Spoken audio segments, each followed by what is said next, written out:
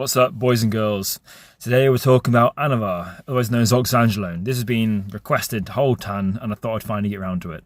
This video will be assuming if you're a bloke, you're taking the bare minimum of a TRT dose of testosterone. If you're a female, then we can just assume you're taking this solo, because obviously the two things work differently between the sexes. Right, so what exactly is it? It's a dihydrotestosterone derivative, that's DHT. I'm sure you've all heard of that. And this is why I suggest you run testosterone base alongside your Anavar cycle, because DHT derivatives have no substrate for aromatase, meaning you will not be fulfilling your physiological E2 requirements in a bloke. Again, this is different for females. Why would you run Anavar? Well, one, it's got a glucocorticoid receptor inhibition element to it, which basically means you're going to burn more energy just by taking the tablets themselves.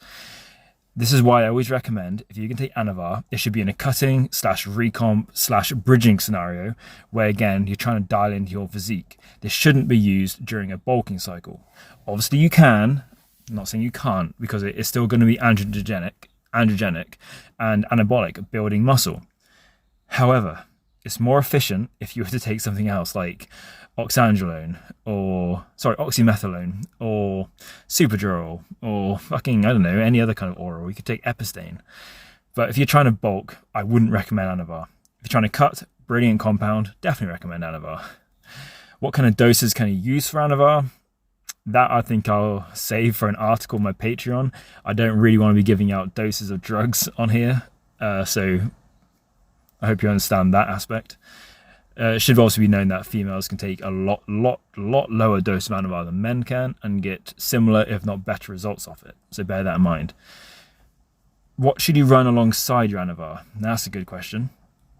Unlike other orals, Anavar is processed in the kidneys as well as the liver, so it's not going to be as acutely liver toxic as, say, Anadrol will be. But it also gets, it gets filtered through your kidneys, which is less resilient than your liver.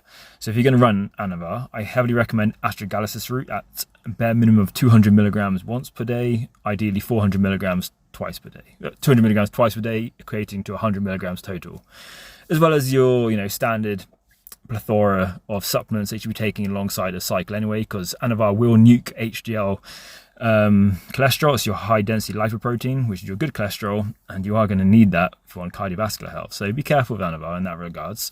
Again, this is for long-term usage, not for short acute usage. Drink a lot of water, you're going to need that.